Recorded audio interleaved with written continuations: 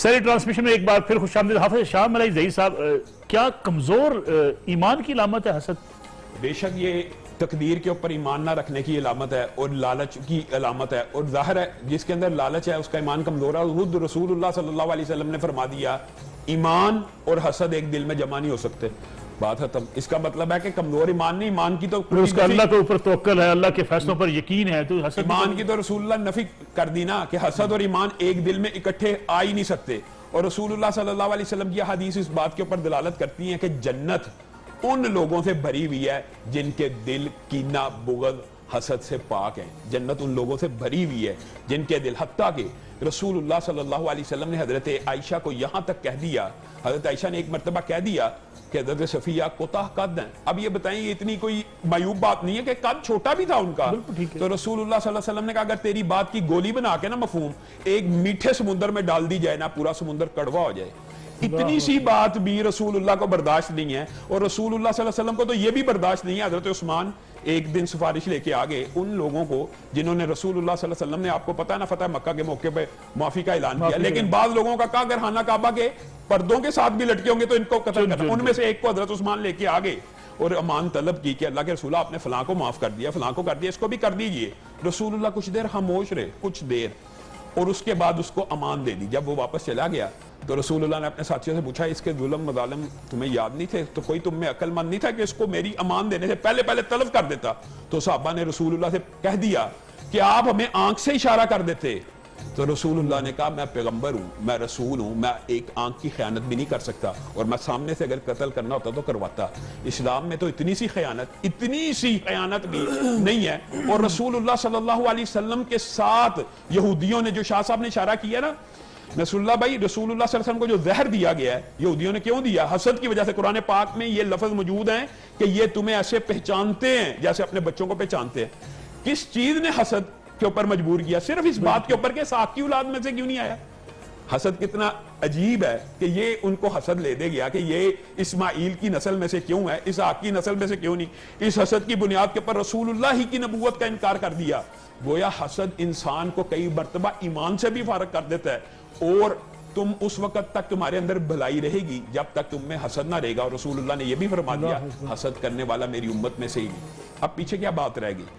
اس کا مطلب یہ ہے کہ حسد کرنے والا، اور یہ جو ایک عقلی منطقی بات بتاتا ہوں کہ حسد کرنے والا کتنا بے وقوف ہوتا ہے۔ جلانا تو دوسرے کو چاہیے، چاہتا تو یہ ہے کہ وہ جلے، لیکن اپنے دل کے اندر آگ جلا کے بیٹھا رہتا ہے اور اپنے آپ کو کمزور کر رہا ہے اپنے اوپر۔ دیکھیں حسد کرنے والا ڈپریشن کا شکار ہوگا، انگزائٹی کا شکار ہوگا، ذہنی مریض بنے گا، چاہتا وہ دوسرے کو خراب کرنا، لیکن خود اس بیماری میں مبتلا ساری کی ساری بیماریاں اور آگ اپنے اندر جلا۔ خود احتسابی کر کے انسان اس حسد کو روک سکتا ہے، کم کر سکتا ہے، اپنا جائزہ لے کے کہ آخر میں کیوں ان چیزوں میں پڑ گیا ہوں، ان بیماریوں میں کیوں پڑ گیا ہوں۔ ہم دیکھتے ہیں دفاتر کے اندر بھی لوگ ایک دوسرے کے ساتھ، اپنے کولیگز کے ساتھ حسد کر رہے ہوتے ہیں، یہ ترقی کر گیا، اس کی تنخواہ بڑھ گئی، یہ آگے نکل گیا۔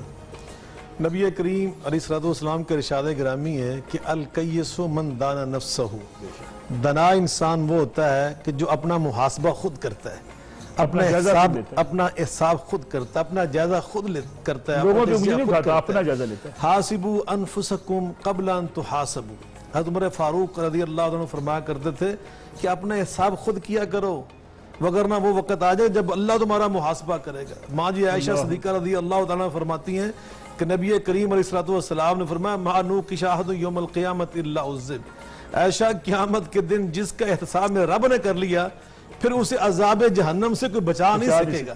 تو یقیناً دانائی کا تقاضا یہی ہے کہ انسان دنیا میں رہتے ہوئے اپنا محاسبہ روزانہ کرے، وہ شام کو اپنا جائزہ لے کہ میں نے آج سارا دن میں کیا کیا، کیا کھویا، کیا پایا۔ اور یقیناً جو حسد کی ہم بات کر رہے ہیں نا، یقین جانیے اللہ تعالیٰ نے ہمیں خود اصول سکھائے ہیں کہ ان اصولوں پہ چلو گے نا تو تمہارے دل میں ٹھنڈک رہے گی، تمہارے دل میں سکون رہے گا، تمہارے دل میں یہ حسد کی آگ نہیں جلے گی۔ سب سے پہلی بات کیا بیان کی؟ الا بذکر اللہ تطمئن القلوب، اللہ کا ذکر کیا کرو۔ جب اس طرح کی چیز محسوس ہو نا تو فوراً کیا پڑھنا چاہیے؟ نبی پاک صلی اللہ علیہ وسلم ہر خطبے میں پڑھا کرتے تھے وَنَعُوذُ بِكَ مِن شُرُورِ أَنفُسِنَا وَمِن سَيِّئَاتِ أَعْمَالِنَا۔ اللہ جو ہمارے نفس کے شرور ہے نا یہ اتنے خطرناک ہے کہ ان سے بھی ہمیں کوئی بچا سکتا ہے تو تیرے سوا کوئی نہیں بچا سکتا. نبی پاک یہ دعا تبھی کیا اطمینان قلب پا سکتے ہو. ومن سیئات اعمالنا, جو ہمارے اعمال کی برائیاں اور شر ہے نا اللہ پاک برائیوں کا, اس سے بھی ہمیں صرف آپ ہی بچا سکتے ہیں. تو یقین جو ہمارے نفوس کا شرور ہے نا, اس سے بچنے کا راستہ بھی یہی کہ ہم اللہ تعالیٰ سے پناہ مانگے کہ یا اللہ آپ ہم جہاں تک تعلق ہے آگے بڑھنے کا دین اور دنیا کے معاملات میں, اسے حسد نہیں کہتے.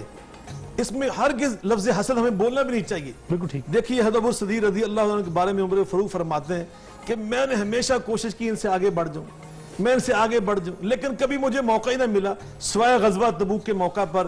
اس دن میرے پاس بڑا مال تھا, نبی پاک نے چندہ مانگ لیا, اب میں نے کہا آج میں ابوبکر سے آگے نکل جاؤں گا. یہ تو دوڑ ہے نا, وفی ذالک فلیتنافس المتنافسون. اللہ خود فرماتے ہیں دوڑ لگاؤ, کون آگے نکلتا ہے. تو فرماتے ہیں میں گیا اپنے گھر, میں نے مال کے 2 حصے کیے, آدھا اٹھا کر نبی پاک کے پاس لیا, پوچھا ماں بقیت لعلک یا عمر, عمر گھر میں کیا چھوڑ کے, کہا جی نصف وہاں نصف یا. تھوڑی سی دیر گزری کہ میں دل میں بڑا خوش تھا کہ آج ابوبکر مجھ سے دوسرے نمبر پہ آئے گا. تھوڑی سی دیر کے بعد وہ پروانہ, وہ شمع رسالت کا پروانہ آیا, اس شان و شوکت سے آیا. آقا نے پوچھا ماں بقیت لعلک یا ابوبکر, گھر میں کیا چھوڑ کے, اللہ اکبر, کہا بقیت لهم اللہ ورسولہ, آپ کا وہاں چھوڑ کے آؤں تو اللہ رسول کی محبت کو چھوڑ کے آؤں, دنیا کا سارا مال اٹھا کے. اللہ اکبر. ایک بریک کی طرف مجھے کہا جائے, ایک بریک لیتے ہیں, ایک بریک سے پھر واپس آئیں گے انشاءاللہ.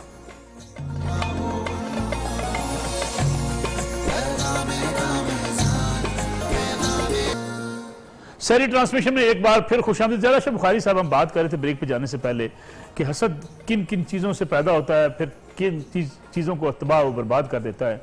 اگر ہم معاشرے کی بات کریں تو سوسائٹی میں, گھروں میں, فیملیز کے اندر خاندان جب توڑتا ہے حسد, خاندان کے لیے کتنا خطرناک ہے. بلا شبہ خاندان کو جوڑ کر رکھنا یہ اسلام کی بنیادی تعلیمات میں سے ہے. نبی صلی اللہ علیہ وسلم ہر خطبہ نکاح میں یہ آیت مبارکہ ضرور تلاوت فرمایا کرتے تھے, یا ایھا الناس اتقوا ربکم الذی خلقکم من نفس واحدہ وخلق منها زوجها وبث منہما رجالا کثیرا ونساء واتقوا اللہ الذی تساءلون بہ والارحام. صلہ رحمی اور رشتہ داری توڑنے سے ہمیشہ بچنا. ولا تقطعوا ارحامکم, اس کو قطع کرنے سے, رشتہ داری توڑنے سے فتنہ و فساد پھیل جاتا ہے. لیکن یقین حسد جو ہے یہ بعض اوقات بھائی کو بھائی سے دور کر دیتا ہے, بہن بھائی کو آپس میں جدا کر دیتا ہے. یقیناً جو حسد ہے یہ اتنی بری چیز ہے کہ جس سے گھروں کے گھر جو ہیں وہ الٹ پلٹ ہو جاتے ہیں, خاندان برباد ہو جاتے ہیں. تو یقیناً ایک مسلمان, ایک مومن سب سے پہلے وہ اللہ کی تقسیم پہ راضی ہوتا ہے. اللہ پر ایمان صحیح لانے کا مطلب ہی یہ ہے کہ جو آپ کے لیے اللہ نے تقدیر متعین کیا, ان تو من بالقدر خیر ہی و شر ہی, آپ اس پہ اطمینان کریں کہ یہ میرے لیے یہی بہتر تھا, میرے لیے یہی صحیح تھا. یہب لمن یشاء اناثا ویہب لمن یشاء الذکور اور یزوج ذکرانا و اناثا. کسی کو اللہ بیٹے عطا کر دیتا ہے, کسی کو بیٹیاں عطا کرتا ہے, کسی کو ملے جلے عطا کر دیتا ہے. انہ علیم قدیر, یہ اللہ کے پاس علم ہے کہ کس کے لیے کیا بہتر ہے کیا نہیں بہتر. تو اگر ہم ان چیزوں کے اندر کی, اس کے پاس بیٹے کیوں زیادہ ہے, میرے پاس بیٹیاں کیوں زیادہ ہیں, اس کو اولاد مل گئی مجھے ملی نہیں. یہ شاہ صاحب نے بڑی خوبصورت بات کی ہے کہ بیٹے لوگ, ہماری سوسائٹی میں بیٹیاں ہوتی ہیں, لوگ واقعی یہ بات کہہ رہے ہیں جو شاہ صاحب, لوگ اس بات پہ رو رہے تھے بیٹیاں کیوں گی, بیٹے کیوں نہیں ہوئے. یہ تو اللہ تعالیٰ کی خالص عنایت ہے. اور یہ بھی بات یاد رکھے, اسلامی شریعت کے اندر یہ جو بیٹا اور بیٹی ہے نا, اس میں والباقیات الصالحات کی امام قرطبی نے یہ تفسیر میں یہ بھی لکھا ہے کہ اس سے مراد بیٹیاں ہیں. گویا اسلام میں جو 4 رشتے ہیں نا, یعنی ماں اور باپ میں سے ماں کو افضلیت حاصل ہے, وہ تو ہم نے بڑی عام فہم سنا ہوا ہے. اور بہن بھائی میں سے بہن کو افضلیت حاصل ہے, اور بیٹا بیٹی میں سے بیٹی کو حاصل ہے. صرف ایک ہی رشتہ ہے میاں بیوی کا جس میں خاوند کو افضلیت حاصل ہے, لیکن اس کے اوپر بھی یہ راضی نہیں ہوتے. ویسے تو بیٹیاں افضل ہیں بیٹوں سے. اور دوسری بات میں صرف ایک بات یہ کہنا چاہتا ہوں, اس لیے کہ نسل تو چلتی بیٹی سے نہیں, بیٹے سے بھی چل جاتی ہے, لیکن کہنے کا مطلب ہے لیکن اگر بیٹیاں نہ ہوں, جیسے لوگ کہتے ہیں جی بیٹے ہی ہو جائیں تو نسل کیسے چلے گی. ظاہر ہے یہ بات بھی ہے. کہ دوسری بات یہ, بیٹیاں باپ کا جو احساس کرنے والی ہوتی ہیں, بیٹے وہ احساس کرنے والے ہوتے بھی نہیں ہیں. بیٹیوں کے ساتھ باپ کا جو رشتہ ہوتا ہے وہ آپ کو ہمارے معاشرے میں پتہ بڑا ایک خوشگوار تعلق کے حساب سے, اور یہ رسول اللہ صلی اللہ علیہ وسلم کی حدیث کی وجہ سے ہے کہ جس نے 1 کی کفالت کی, 2 کی کفالت کی, سب کو جنت کی بشارت ہے. ایک میں حسد کی جو بیماری ہے نا, اس کو ختم کرنے کا ایک نسخہ جو طب نبوی سے ملتا ہے نا, وہ یہ ہے کہ جس بندے سے آپ حسد کر رہے ہیں نا, انسان کو تو پتا ہوتا ہے میں اس سے حسد کر رہا ہوں, اس کے لیے کبھی ایک دن دل سے دعا کر دیں. اللہ صرف آپ کا یہ ایک بریک تھرو ہوگا, صرف بریک تھرو ہے. یہ ایک بیریئر آپ نے اس کی دعا مانگی اور اللہ تعالیٰ نے آپ کو یہ ایک بیریئر ہے جس کو آپ نے کڑوے دل کے ساتھ عبور کرنا ہے اور ہاتھ اٹھا لینے ہیں اور کہنے اللہ تعالیٰ میرے اس بھائی کو جس کے بارے میں میرے دل میں حسد ہے اللہ اس کو مزید دے، اللہ اس کو مزید دے. اس کے کیا فائدے ہیں؟ ایک تو حسد کی بیماری ختم ہو جائے گی، دوسرا اللہ تعالیٰ آپ کو عنایت بھی کرے گا. اور دوسری جو آپ نے پہلے سوال کیا تھا اس کا بھی میں ایک وظیفہ بتانا چاہتا ہوں. جیسے شاہ صاحب نے بتایا اعوذ بکلمات اللہ التامات من شر ما خلق، ایک دن میں 500 دفعہ پڑھے. اگر کسی کو یہ شبہ ہے یا اس کو شک ہے کہ حسد کی نظر لگی ہوئی ہے، 500 دفعہ ایک مرتبہ پڑھے، بیری کے پتوں کو پانی میں بھگو کے ان کے اوپر دم کرے، اللہ کے فضل و کرم سے نظر بد سے نکل جائے. شام علیہ ظہیر صاحب آپ کا بہت شکریہ، آپ تشریف لائے. جناب ضیاء شاہ بخاری صاحب اور اختر کوئی صاحب ہمارے ساتھ موجود ہیں. ناظرین یہاں سے 2 جملے، ان تصبروا وتتقوا لا یضرکم کیدہم شیئا، صبر بھی کرنا چاہیے، تقوی اختیار کرنا چاہیے، پھر حاسد کا کوئی حسد آپ کو نقصان نہیں پہنچائے گا. دوسرا جملہ الاحسان الی الحاسد، آپ کو معلوم ہو گیا یہ بندہ مجھ سے حسد کر رہا ہے، آپ اس کے ساتھ مزید نیکی کریں. اللہ اکبر. تو بس نیکی کرنے سے وہ شرمندہ ہوگا. ٹرانسمیشن کے اختتام یہیں پہ کرتے ہیں، دل کو بڑا کر لیجیے گا. جب آپ دل بھی بڑا کر لیں گے نا، وسعت قلبی پیدا کر لیں گے، حسد بھی ختم ہو جائے گا اور آپ بھی ترقی کی منازل طے کر لیں گے. اجازت چاہتے ہیں آپ سے. انشاءاللہ شام آپ دیکھ سکیں گے افطار ٹرانسمیشن نیوز پر نبیہ اعجاز اور ڈاکٹر عمر عادل کے ساتھ، اور انشاءاللہ کل پھر سحری کی نشریات کے ساتھ آپ کی خدمت میں حاضر ہوں گی. اجازت دیجیے. اللہ حافظ.